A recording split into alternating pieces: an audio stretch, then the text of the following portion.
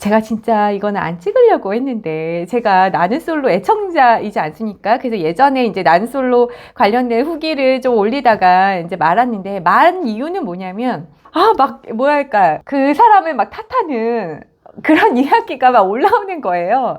저 사람 왜 여기서 이랬어? 저 사람 왜 저랬어? 그리고 좀 이상한 사람들도 나오잖아요. 저 사람 너무 이상해. 이런 이야기를 막 나오는데, 그런 이야기들을 영상으로 남겨서 제 채널에 이렇게 쌓는 거는 좋지 않은 것 같아서, 제가 또 뭐 그렇게 사람을 말할 그런 완벽한 사람도 아니고 말이죠. 그래서 그런 막 논란의 16기에 대해서도 진짜 하고 싶은 말 많았는데도 가만히 있고, 이번에 17기에서도 회계사분과 어떤 분이 커플이 됐음에도 논란이 좀 많았잖아요. 그 남자분의 과거 때문에. 할 말은 많지만 이런 이야기를 좀 드리고 싶습니다. 제가 좋은 배우자를 만나는 법에 대한 영상이 저의 채널에 조회수가 굉장히 높은 영상이거든요. 그거에 한 2023년 업그레이드 버전을 좀 한번 말씀드려보려고 하는데요. 저는 17기의 그 분은 둘이 뭐 판단해서 결혼하든지 말든지 뭐 하시면 되는데, 저는 제 개인적으로 그 상철님을 봤을 때에 드는 약간 걱정스러운 게 있었어요. 그 지점이 뭔지 말씀드릴게요. 제가 상철님이 약간 우려스러웠던 부분이 뭐였냐면, 사람이 방송 안에서 너무 완벽했어요. 완벽해서 불안했어요. 물론 외모는 그러니까 성품이나 뭐 이렇게 말하는 어떤 대사라고 할까요? 대사는 아니지만 그 대화하는 거나 그런 생각이나 여러 가지 그 대하는 포즈나 행동이 너무 완벽했다. 네, 저는 거기에서 불안감이 느꼈어요. 점점 그런 것 같아요. 예전에는 막 이렇게 막 좋은 말 많이 하고 칭찬 많이 해주고 그런 친구들이 되게 사교적이고 또 친하게 지내기도 쉽고 그랬잖아요. 근데 어느 순간부터 보니까 한 20대쯤 됐으려나요? 어떤 사람이 좀 이렇게 거리감이 생기냐면, 너무 친근한 사람, 그리고 저에게 너무 좋은 말만 해주는 사람, 그리고 너무 싹싹한 사람, 너무 친절한 사람, 너무 밝고 웃고만 있는 사람. 지금 제가 말씀드린 게 다 좋은 요소잖아요. 그죠? 사회생활 할 때. 근데 그런 사람, 그런 표정만 계속 나오는 사람은 불안해지더라고요. 이해 가시나요? 그러니까 옛날에는 막 뭐에서 누구야? 너무 반가워. 너 너무 예뻐졌다. 난 너가 너무 좋아. 이렇게 인사말을 이렇게 하는 친구가 있었어요. 그러면 굉장히 분위기도 띄워주고 좋았잖아요. 근데 겪어보니까 그런 친구가 뒤에서는 다르게 변하는 경우가 많더라고요. 차라리 만났을 때도 무뚝뚝하고, 그냥 저 사람 나를 별로 안 좋아하나? 저 사람 표정 왜 이러지? 그냥 이런 느낌이 드는 사람이 오히려 마음이 제가 나중에는 편해지더라고요. 그런 사람은 가식적이지가 않으니까 딴 생각을 하지도 않고 그냥 그 표정을 믿으면 되고요. 그런 게 있더라고요. 네, 그래서 저는 이제 점점 나이가 드니까 친절한 사람보다는 오히려 무뚝뚝한 사람이 오히려 대하기는 편하더라. 그리고 그냥 이렇게 계속 좀 시간이 더 걸리더라도 천천히 사귀어 나가다 보면은 또 이제 그 사람이 또 그런 모습도 있고, 그 사람이 원래 겉으로 무뚝뚝하지만 오히려 속정이 더 있거나 이런 경우도 훨씬 더 많고. 근데 이제 거기 프로에서 나왔었던 그 상철님의 모습은 너무 밝고 너무 막 표정이 막 굉장히 밝으면서도 굉장히 나이스하잖아요. 친절하고 요리에 뭐 여러 가지가. 근데 다른 분들은 약간 어설픈 부분들이 있잖아요. 뭐 약간 뭐 노래 부르는 거나 랩하거나 약간 그런 장기자랑 할 때부터도 약간 어설프고, 어떤 대화를 할 때도 그런 대화 말에서도 약간 어설프고, 그러다 보니까 이제 시청자 입장에서는 막 불쾌했다 하면 또 그분을 나 사과도 하고 죄송합니다, 제가 아프습니다 이렇게 얘기하는데, 그 모습이 인간적인 거죠. 그 모습이 맞는 거죠. 게다가 일반인이 방송을 처음 나가는 사람들이면 당연히 그런 모습들이 나올 수밖에 없는 건데, 그런 모습이 보여야 사람이 조금 더 마음이 편안해진달까요? 여기에서 여러분들이 보셔야 될 거는 뭐냐면 특히나 자기가 굉장히 괜찮은 사람이잖아요. 제가 여기서 뭐 상철님과 그 둘이 뭐 어떻다, 누가 아깝다, 어떻게 안 됐으면 좋겠다 이런 말이 아닙니다. 그냥 인간관계를 할 때, 그리고 특히 남녀 사이에서는 더 목표가 있잖아요. 그러니까 내가 저 사람이랑 사귀고 싶다. 내가 저 사람이랑 뭔가 결혼을 하고 싶다. 등등 어떤 목표가 있잖아요. 여자랑 남자랑 똑같아. 한 명이 괜찮은 사람이잖아요. 그럼 이 사람이랑 사귀거나 만나고 싶고 결혼을 하고 싶은 마음이 들 때가 있잖아요. 그럴 때 이 사람이 때론 어떤 사람들 중에는 자신을 어떤 치부나 어떤 단점이나 그걸 스스로 이미 알고 있는 경우가 많거든요. 그런 모습을 의도적으로 숨길 수 있습니다. 상철님이 그랬다는 게 아니라요.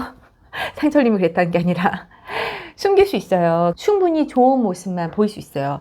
그래서 여러분들이 어떻게 사람을 만나야 되냐면 길게 만나야 되는 게 1번. 그리고 어려운 상황에서의 그 사람의 대응하는 모습. 그리고 불시적으로 되게 그냥 무의식으로 툭 나오는 행동을 관찰하는 것. 이것이 되게 중요합니다. 이 세 가지가 진짜 중요해요. 본성이 이런 무의식에서 툭 나오거든요. 근데 그게 진짜 중요한 내용일 가능성이 높아요. 제가 솔로 지옥이랑 뭐 하트 시그널이랑 그 돌싱대로 나와서 하는 뭐 연애 프로그램, 연애 프로 많잖아요. 근데 제가 그런 거는 하나도 안 보거든요. 왜 그러냐면 거기에서는 본성을 보기가 좀 어렵다고 생각해요. 왜냐하면 너무 상황이 예뻐. 그리고 외모도 예쁘게 꾸며주는 것처럼 보이고요. 그죠? 옷도 예쁘게 입고, 그리고 환경이 내가 그분들이 실제 살고 있는 환경보다 좋은 곳에 환경을 두고 맛있는 음식을 주고, 그렇게 상황을 좋은 환경에 놓잖아요. 그러면 성격이 더러운 사람도 그런 곳에 놓으면 성격이 유해지고 좋습니다. 자기가 기분이 좋으니까요. 예.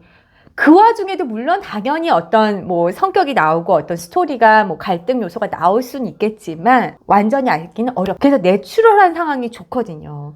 그래서 연애를 해볼 때는 좋은 곳만 가보시는 게 아니라 조금 좋지 않은 곳에서도 가본다거나 아니면 갈등 요소를 피하지 마시고요. 제가 그 웨딩샵 할 때 많이 관찰한 게 뭐였냐면 나이가 조금 있어서 만난 커플들 같은 경우, 예, 그분들은 뭔가 굉장한 불안감이 제가 좀 느껴졌는데, 그게 뭐냐면 둘이 나이가 좀 있어서 만나다 보니까 이번에 결혼을 못하면 이제 너무 나이가 많아진다는, 그러면 그 다음에 사람을 또 인연을 찾기가 굉장히 어렵다는 생각을 하고 있는 것처럼 보이더라고요. 그래서 둘이 이렇게 대화를 하는 모습이 머리를 한번 거쳐서 나오는 느낌이 계속 들었어요. 그게 뭐냐면 이 말을 하면 상대가 기분 나쁘면 어떡하지?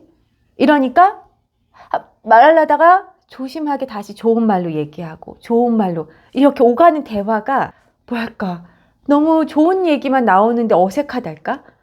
자연스럽지 못한 느낌? 눈치를 많이 보는 느낌? 그런 느낌이 들었었어요. 근데 편하게 사람이 앞으로 살아야 되는 사람인데 뭐 별 얘기 다 할 수 있어야 되잖아요. 이렇듯이 갈등 요소가 될 만한 어떤 주제는 아예 얘기를 꺼내지도 않는다거나, 왜냐면 싸울 것 같으니까, 불안하니까. 그리고 이야기를 꺼내면 저 상대가 싫어할 것 같으니까 그 이야기는 미루고. 그러니까 이런 식으로 하시면 안 됩니다. 갈등의 어떤 요소가 될 만한 것도 키워드를 꺼내서 논의를 해보셔야 되고, 의견 충돌이 나봐야 되고, 의견 충돌이 났을 때 어떤 태도가 나오는지 상대가, 나 역시도 어떤 게 나오는데 그걸 상대는 어떻게 받아들이는지 보셔야 되고, 둘이 그 이야기를 해결을 하는 상황을 겪어야 돼요. 결혼 전에 무조건. 갈등을 해야 돼. 결혼 전에 해보셔야 됩니다. 그럼에도 결혼 전에는 최악의 모습이 안 나오거든요. 그래서 그 상황에서 이 사람의 내가 그간에 보지 못했었던 그런 태도의 달라진 모습을 보면서도 내가 그래도 이 정도면 감수할 수 있어. 이 정도면 괜찮을 것 같아. 그리고 또 해결하는 방법이 그래도 우리가 싸웠고 갈등이 있었지만 이렇게 해결하면 되니까 괜찮아, 살 수 있겠어. 이런 판단이나 확신이 들어야 결혼을 하는 거지. 좋은 것만 보고 막 갈등 요소는 다 피하고 다 뒤로 미루고 막 서로 싫은 부분은 안 보여주고 뭔가 치분을 숨기고 이렇게 노력을 하다가 빨리 결혼을 딱 결정하고 하면 진짜 살기가 어려울 수 있습니다. 네. 그래서 저는 상처님의 논란이 예전에 그렇게 과거에 그랬던 그 자체가 지금 논란이 된 게 아니라, 저는 이제 상철님 보니 약간 홍록기 생각이 났어요. 연예인. 그러니까 홍록기 씨는 진짜 좀 잘 놀잖아요. 옷도 진짜 좀 잘 입고, 얼굴도 약간, 뭐랄까, 좀 이렇게 잘 놀게 생겼고요. 그죠? 그리고 끼도 막 너무 많고, 춤도 잘 추고, 노래도 잘하고, 막 이러시잖아요. 근데 상철님도 그런 사람인 것 같더라고요. 그죠? 끼가 다분하고. 근데 그거를 그 안에 있을 때, 홍록기 씨처럼 나와서, 저는 이런 사람입니다. 저는 노는 걸 좋아하고 춤추는 것도 좋아하고 뭐 그래서 뭐 이런 활동도 했었고 라운지 바도 운영했었고 했다가 뭐 가게 정리하고 다시 이제 착실하게 다시 회사를 다니면서 이렇게 살아서 지금은 일을 다시 열심히 합니다. 이렇게까지만이라도 얘기를 해줬으면, 이렇게까지 얘기를 하거나 아니면 과거에 놀던 모습의 어떤 부분, 끼가 있었으니까 그것을 보여줬었으면 우리 시청자들이나 이제 사람들이 배신감이 덜 느꼈을 것 같아요. 아, 저 사람 그렇게 놀 수도 있었을 것 같아. 근데 우선 나오는 모습이 너무너무 반듯하고 착실하고 완벽한 모습이었는데 시청자들이 기대하고 있었던 모습과 다른 게 나오는 것에 대한 이제 거기에서 실망했다는 표현이 나온다는 생각이 듭니다. 배우자를 누구를 만나느냐, 그리고 결혼은 제2의 인생이라고 하잖아요. 그래서 신중하고 그 순간에는 되게 마음이 급한데 특히 여자들은 더 그럴 수 있을 것 같다고 생각하거든요. 특히 저도 그 가임기가 있으니까 굉장히 좀 마음이 급했었던 것 같아요. 그 시기에 결혼을 해야 된다는 그런 생각에 되게 힘들었었는데, 그렇지만 뒤를 보면 사실은 진짜 신중하게 만나야 되는 게 맞거든요. 근데 저는 그 신중한 게 계산적이고 머리를 굴리는 것을 말하는 건 아닌 것 같아요. 요즘 사람들은 좀 너무 계산적이지 않나, 너무 지금 양쪽에서 손해를 안 보려고 하는 마음 때문에 결혼이 힘든 게 아닌가, 막 이런 생각이 들 정도로 이렇게 뭐 짤 올라가는 거 보면 이렇게 대화하고 이렇게 받고 뭐 누가 얼마 하고 이런 거에 굉장히 오랜만에 계속 참고 있었는데 요즘에 사회초년생들을 만나고 오면은 이 얘기를 꼭 해주고 싶은 마음이 막 이제 들어가지고 한번 영상으로 만들어 보았습니다. 자, 그럼 저는 또 다음 어떤 키워드로 올지 모르지만 다음 영상으로 찾아뵙겠습니다. 여러분, 안녕!